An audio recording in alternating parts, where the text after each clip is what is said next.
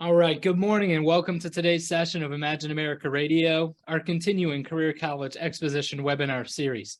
My name is Lee Doubleday and I'm the Director of Operations here at the Imagine America Foundation. I'm excited about today's career topic, Non-Baccalaureate STEM Career Pathways, sponsored by Universal Technical Institutes, or UTI. UTI is this country's leading provider of high-quality career-focused education at 16 locations nationwide. UTI is also a 21-year sponsor of the Imagine America Scholarship and Award programs, having provided admissions-based financial aid to more than 17,000 enrolling Imagine America students. Without taking valuable time from our presenter, let me refer any and all inquiries about the Imagine America Foundation and how to help your students apply for a scholarship to attend this institution. Please visit our website, which is www.imagine-america.org. And I will be sending you a scholarship flyer once this presentation is over. Since our beginning in 1999, Imagine America remains a leading sponsor of scholarship aid to enrolling high school students. However, our country faces a serious shortage in certified technicians. We hear from employers in virtually all sections of the country, desperately looking for qualified employees, so we need to do more. Our partner in today's presentation, again, is Universal Technical Institute. And joining us today to discuss in detail the looming technician shortage and how UTI is helping meet this need is Dr. Stephen Coyle. Dr. Coyle is a nationally recognized expert in this area with an extensive K-12 background, so you're in great hands today. But before turning the program over to Dr. Coyle, let me outline today's agenda. Today's session of Imagine America Radio will be 30 minutes maximum, with question and answers at the end of the presentation. All participants can and are encouraged to submit questions while we are going through this presentation via the Q&A or the chat feature in this Zoom meeting. So please feel free to type your questions as we're going along. Because at the end of the presentation, I will then present any questions offered by the participants, and we'll address as many as possible and provide written responses and follow-up emails. We will have a hard close at 10:30 a.m. to be respectful of your time. So without taking any more time out of today's presentation, let me turn today's session over to Dr. Stephen Coyle. Dr. Coyle, the floor is yours. Well, thank you, Lee. And I'm proud of Lee because he can now say baccalaureate. So he's really come a long way there. So thank you. Yeah. Thank you to all of you for joining me today. It's a great opportunity to get to speak with you. I want to give a shout out to Gabe Hernandez. He's the Regional Admissions Director out in California. I saw he was logged on as well. But anyway, hope that you get a few gems from what I'm going to cover with you today. So let's get started. In the news, you can see that college enrollments are dropping to the tune of about 10 to 12%. This is at colleges, universities, and community colleges. We're seeing a lower enrollment this year. And it really isn't all that surprising because students nowadays, they're looking for something different. The old university for all myth just isn't working anymore for this generation, the Gen Z generation. They want it quick, fast. You know, they're the texters. They like the Snapchats. They like Instagram, those kind of things. They're not into going to school for several years and working on a degree. They want to find something now. So I think it's exciting, but it's something we need to pay attention to in the economy. That as this continues to evolve, because one area that's not losing enrollments right now is trade schools, technical schools like UTI. Our numbers are flourishing, and it's just because these kids in the Gen Z are looking for this kind of education, looking for something quick. According to a survey by Stanley Black & Decker, 85% of young people value a skilled trades career, but only 16% are likely to consider it. Now, you look at that and you say, wow, that's quite a difference. So what's happening here? Well, first of all, we have the problem that many young people don't have an accurate idea of the required skills that it takes. They've been told, they've been coached that these are hobbies. There's no career opportunities here. They don't pay well. So they're being coached to think that way, and they're being pushed. You know, 85% of young people are being pushed into four-year schools. So it kind of goes opposite of what this survey is telling us. The other thing we have to keep in mind is the underrepresentation of women in the industry. And UTI is trying to do something about that with our Women in STEM program that we are conducting. So young women were 15% less likely to consider a skilled trades career. That's alarming. You know, here at UTI, for instance, only 4% of our student population is female, and we're wanting to increase that. But when you look at in the career fields, only 27% of the STEM trades are filled by females. That's not enough. So we need to increase that number as quickly as possible. Alternatives to traditional education. When we think about how to succeed in the modern economy, we have to remember that what employers are looking for. They're looking for skills. What do you bring to the table? There are two types of skills, though, that we need to keep in mind. There are the hard skills. That's the easy ones. When you think of skills, you think of, can I plumb? Can I weld? Can I work on a car or a truck? Can I build a house? You know, can I cut hair? All these types of skills trades. But what we don't think about are the soft skills. And those are the communication skills, the written skills that we have to impress that these young people are losing right now. Some of it due to the pandemic, but some of it simply by the fact we're evolving once again as a population. Kids are texting, doing those things. They forgot how to write. You know, they can't communicate very well. One of the things we do at UTI is we require a service writer course, and that is to teach kids how to communicate with their customers. When you work on a car, when you work on a truck, you know, they brought their car or truck in. They want it worked on. They something's wrong. It's making a funny sound. So we diagnose the problem. Then we have to go out into the waiting room and tell them what's happened, you know, what's going on here, and then how much it's going to cost to fix it. We have to be able to communicate that to the customer. So these are very important skills as well. So we have to remember what our employers looking for. They want skills that's going to make their company, their organization better. This is a slide that I love to cover. It's pretty intriguing because what it looks at is how the employee looks at themselves and then how the employer looks at that employee. For instance, professionalism, work ethic. The employer saw that employee at about 43% efficiency. The employee then saw themselves at almost a 90% efficiency. We look at oral and written communications that we just talked about. The employer sees it about a 42%. The employee sees themselves at almost 80%. So you can see double what the employer is thinking. You think, well, why is there such a difference there? Well, I have a theory, and I think the theory goes to the fact that with kids today, we don't teach kids how to fail. We don't teach kids how to lose. You know, we think about when they're little, when they're on their ball teams of various kinds.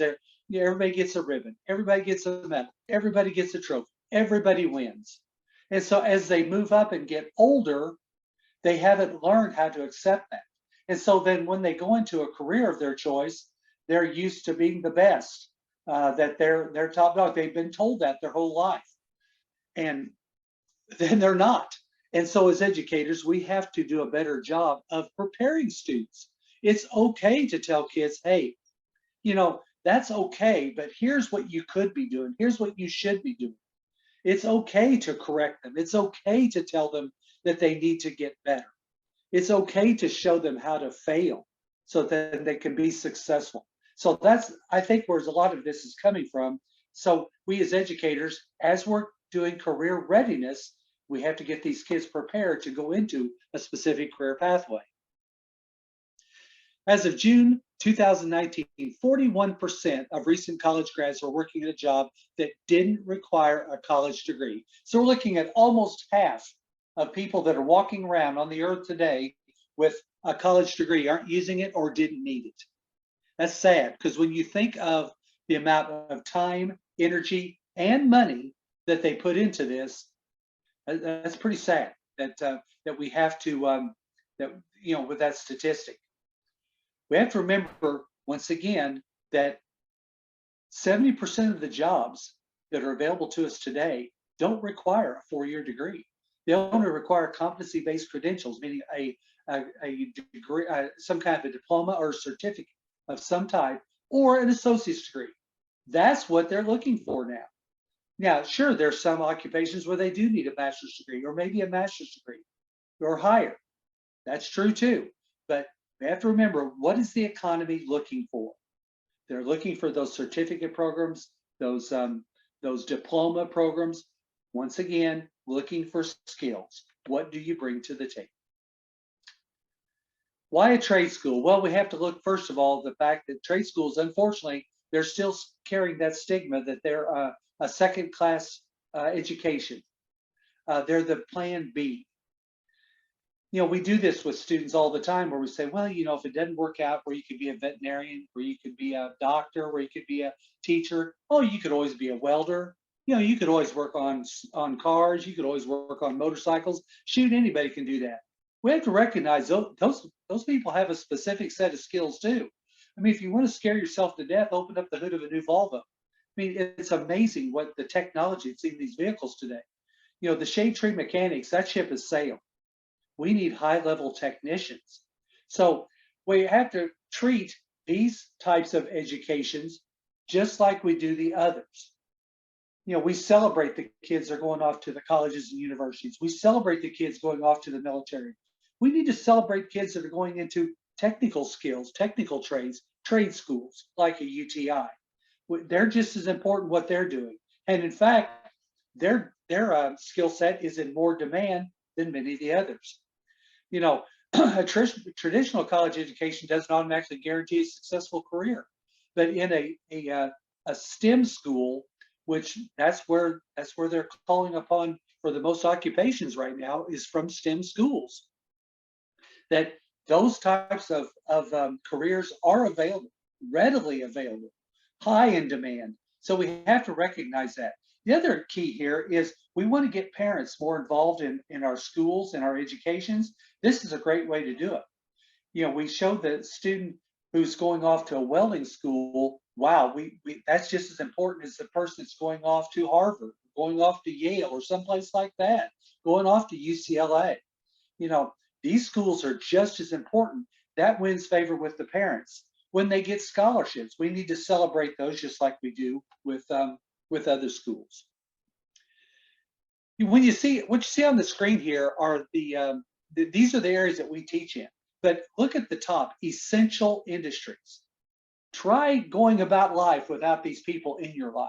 Be very difficult to do. I don't care if you own a car, you own a house, you own a washing machine. I don't care what it is. You're going to need these technicians. You might say, plumber, really? Well, the plumber becomes pretty important in your life when the stool doesn't flush. You need somebody right then. And we all know how difficult it is to find these people. You have a task that you want to do, and trying to get people to come in and work to do these jobs, it's just hard to do because there's such a shortage. But keep in mind that word essential. During the pandemic, these didn't shut down. They only grew. And now that we're post-pandemic, they're still just as important as ever before.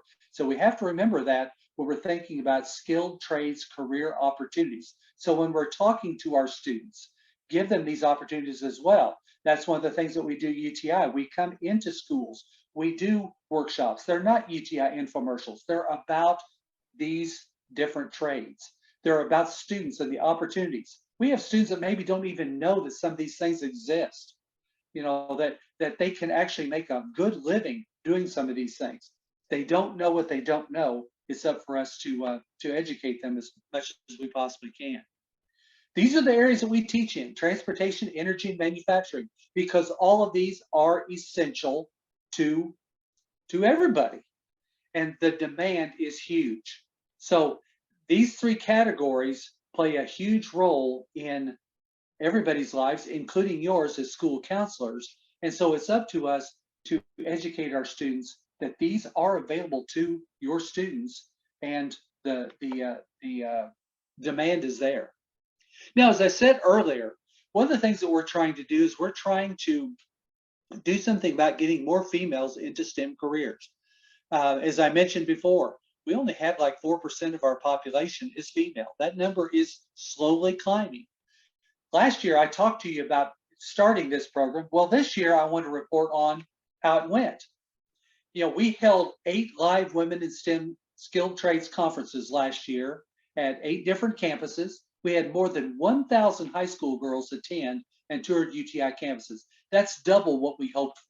We were hoping to get maybe 40 or 50 to each one of these. We averaged over 100 at each one. So we were very excited about that. It gave girls a chance to see a true STEM school in action. The events were featured on social media.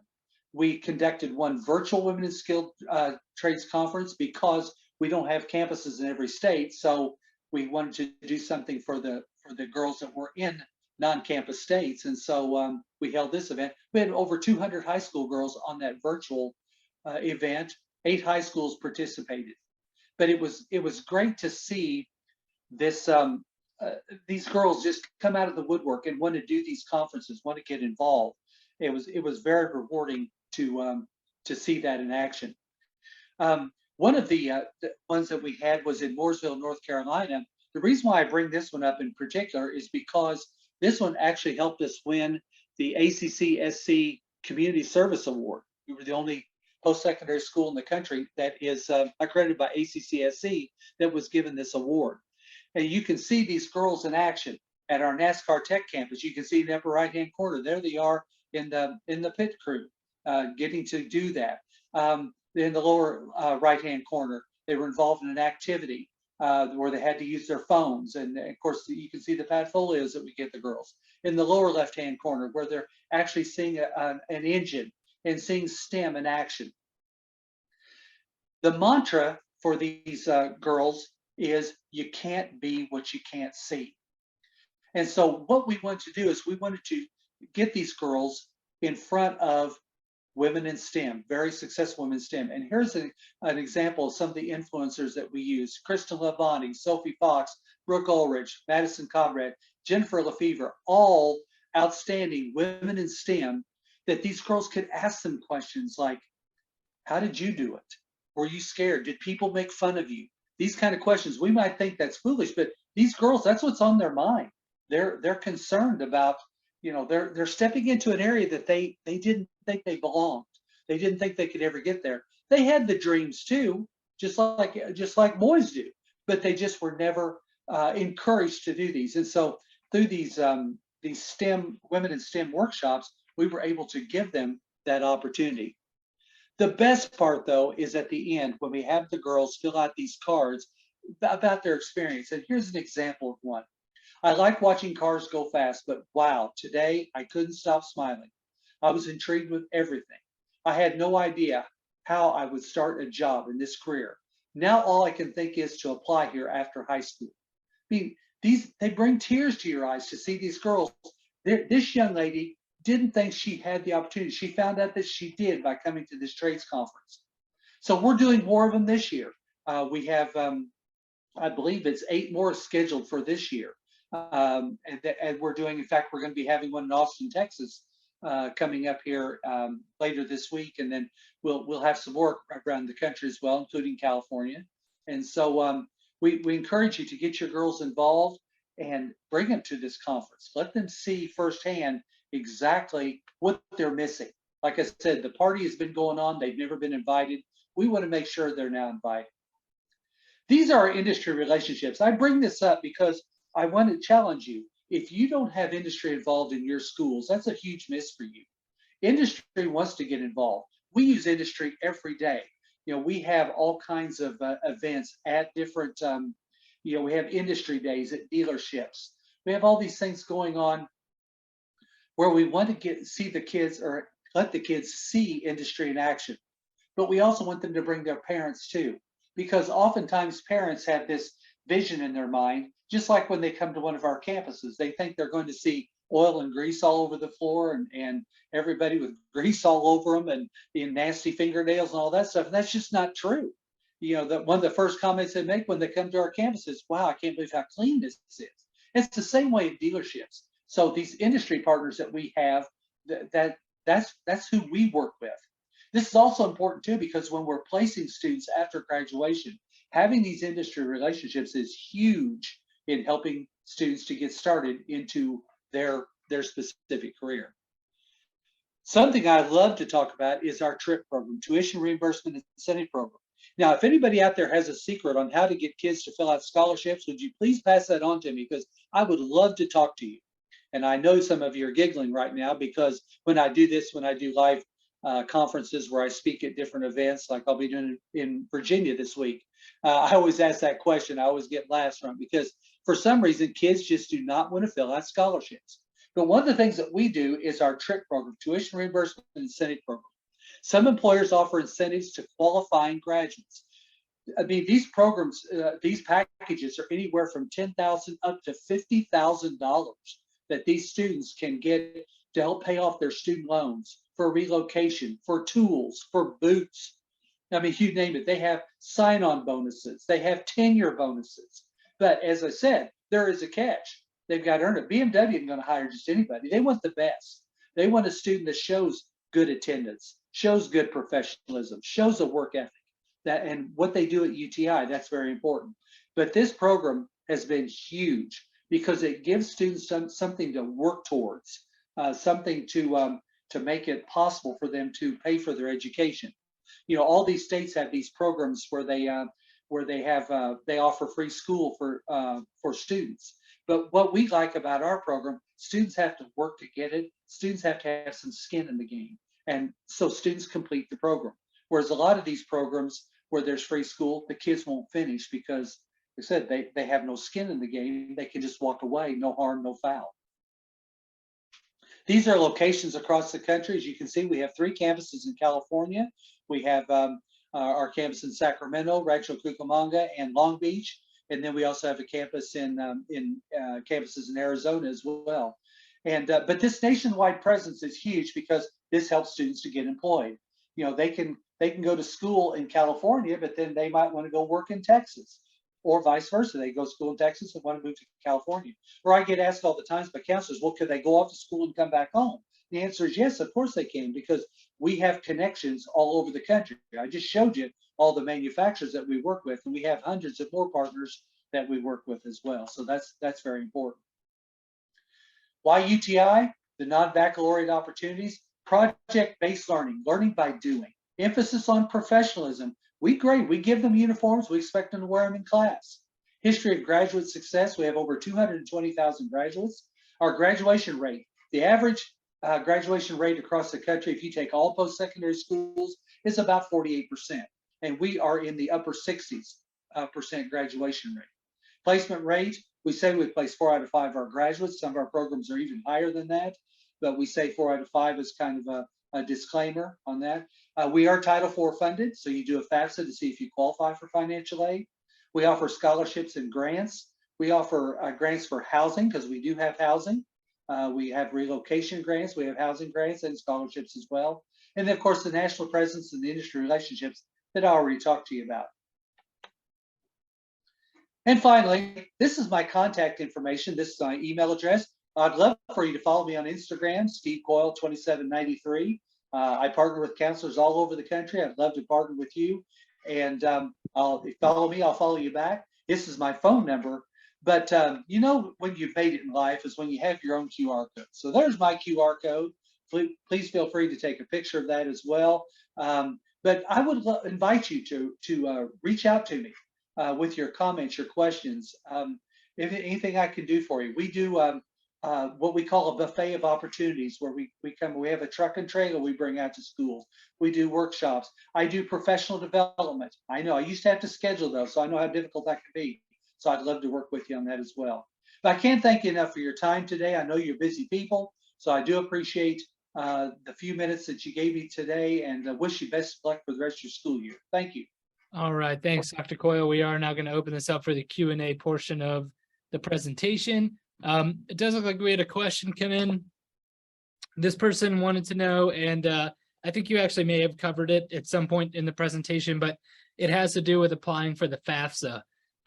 Now, Universal Technical Institute is nationally accredited and Title IV eligible, correct? Oh yeah, absolutely. We are Title IV school. So yes, so you do fill out a FAFSA. And what happens is when you enroll in UTI, we want to get that FAFSA done right away. We don't want to wait. You always hear the stuff about deadlines, or has to be done here, has to be done there. That's not entirely true. Schools do that a lot of times just to get you to do stuff. But no, we want to get that FAFSA filled out early, so that way you can see what kind of financial aid you're going to be eligible for. Then we hook you up with a financial aid advisor that will help put together a package to show you how school is very affordable for you. All right, Dr. Coyle, and what's the best way for somebody to get a representative of Universal Technical Institute out to the high school to talk to students? We had a counselor that was interested in inviting you out to speak with students. So what's the best way to go about doing that? Is it going to the website, emailing you? How should they do that? Well, I love that somebody's interested in having us come out. We'll be out right away. So yeah, you can go to the website uti.edu, and you can make an inquiry right there, and someone will reach out to you. Feel free to reach out to me. I've got connections in California. Like I said, Gabe is on our call right now. He's one of our RADs out there. I can get information to him or to the other RADs that are out there. But yeah, just reach out to me. You got my QR code, so you can reach out to me that way as well. And we can certainly get you hooked up for a workshop. Okay, great. Yeah, Eric, I will connect you after the presentation with Dr. Coyle. Okay, just a few house cleaning items here before we close. I just want to thank all of our participants for taking time out of their busy schedules to join us today. I'd also like to thank Dr. Coyle for sharing with us today's presentation and encourage you to contact him directly with any future questions that you may have, and I will include his contact information when I send out the recording of this, likely tomorrow morning. There is a quick exit survey after you leave this meeting. If you wouldn't mind answering those questions for us, it's really only 4 questions long, but any sort of feedback you would be able to provide us would greatly benefit the organization as we do presentations like this all over the country every fall and every spring. So any feedback you have would be very helpful. But on behalf of the Imagine America Foundation, Dr. Coyle, and myself, I want to wish you a great rest of your day, and goodbye.